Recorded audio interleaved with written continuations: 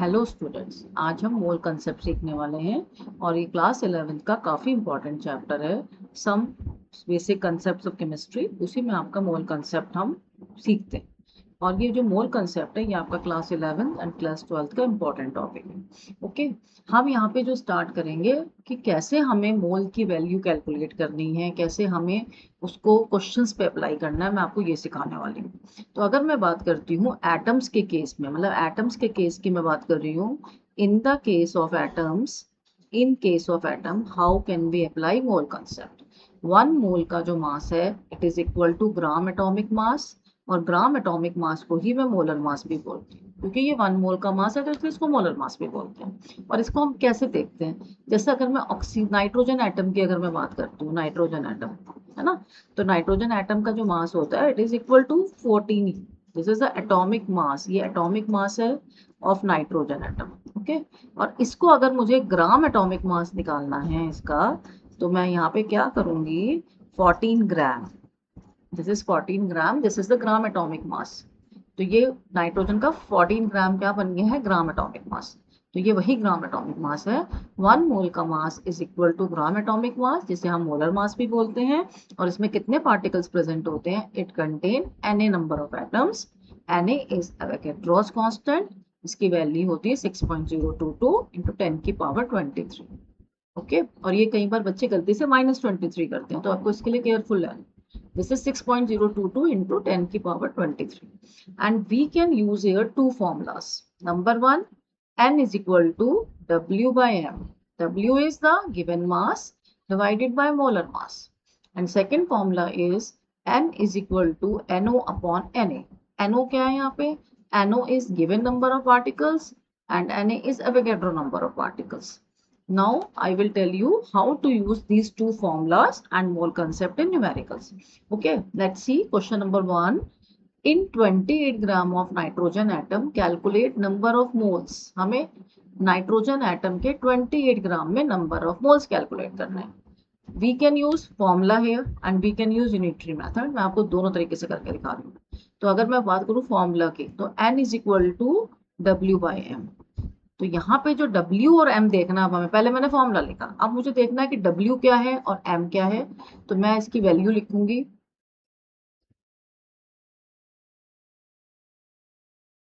W is equal to given mass जो है this is 28 gram, and जो molar mass है it is equal to, nitrogen का molar mass तो सबको ही पता होगा, अभी मैंने ऊपर भी लिख के दिखाया आपको, तो दिस इज 14 ग्राम। तो अब मैंने वैल्यू पुट करनी है बस। तो यहाँ पे W की वैल्यू 28 डिवाइडेड बाय 14, तो इसकी जो वैल्यू आएगी इट इज इक्वल टू 2, यानी नंबर ऑफ मोल्स जो यहाँ पे रहेंगे कितने रहेंगे, 2 मोल्स। ये हमारे क्वेश्चन का आंसर होगा। तो एक तो इसका मेथड हो गया कि how to calculate number of moles, एक मैंने आपको फॉर्मूला लगा के सिखा दिया। और अब मैं इसको आपको सिखाने वाली हूँ कि इसको हम यूनिटरी मेथड से कैसे करते हैं। As you know, 1 mole is equal to, इसका जो मास होता है किसके इक्वल होता है, ग्राम एटॉमिक मास के इक्वल होता है। और इसमें कितने एटम्स होते हैं, Na एटम्स, है ना, ये। तो अभी हमें सिर्फ क्वेश्चन, हमारा क्या, हमारा क्वेश्चन है कि ये इसका ग्राम एटॉमिक मास जो नाइट्रोजन के केस में है कितना है, 14 ग्राम। तो देखो हमारा क्वेश्चन क्या है, हमें 28 ग्राम में नंबर ऑफ मोल्स फाइंड करने हैं। तो 14 ग्राम ऑफ नाइट्रोजन एटम, कितने मोल है इसमें बच्चों, इसमें मोल है 1, है ना। ये देखिए ग्राम एटॉमिक मास तो 14 ग्राम है नाइट्रोजन का मोल एटॉमिक मास, इसमें 1 मोल है। एंड हमें फाइंड करने हैं 28 ग्राम ऑफ नाइट्रोजन एटम में नंबर ऑफ मोल्स, तो 1 अपॉन 14 इंटू 28। तो कट के ये वैल्यू हमारी जो आएगी it is equal to 2 moles.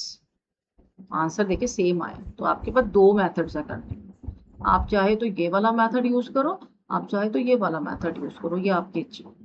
We have two methods. We have formula, we have unitary method also in this case. You can use both. Okay, तो अब इसका एक एग्जांपल हम और करते हैं। Question number 2, calculate number of atoms इन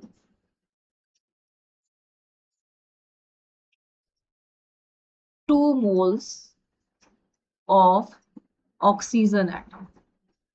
हमें oxygen atom में 2 मोल्स में नंबर ऑफ एटम्स कैलकुलेट करने हैं।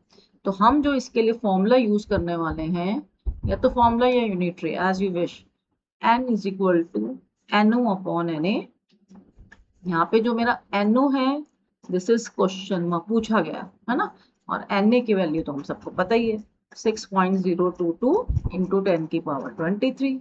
अब मैं, और n हमें गिवन ही है small n, this is 2 moles. Okay, तो हमें यहाँ पे ये n की वैल्यू 2 गिवन है, NO हमें कैलकुलेट करना है, और Na हमारे पास कितना है 6.022 इंटू 10 की पावर 23। तो जब मैं यहाँ से इसको कैलकुलेट करूंगी तो NO की जो वैल्यू आएगी 2 इंटू 6.022 इंटू 10 की पावर 23, और इसकी वैल्यू हो जाएगी 12.044 इंटू 10 की पावर 23। और क्योंकि अभी ये मेरा जो है साइंटिफिक नोटेशन में नहीं है answer, so we can change in this answer in scientific notation, and इसमें आपका डेसिमल से पहले एक डिजिट होती है, तो इसको मैं बदलूंगी 1.2044, तो जो इसकी पावर होगी इट विल इंक्रीज बाय 1, तो इट बिकम्स 1.2044 इंटू 10 की पावर 24।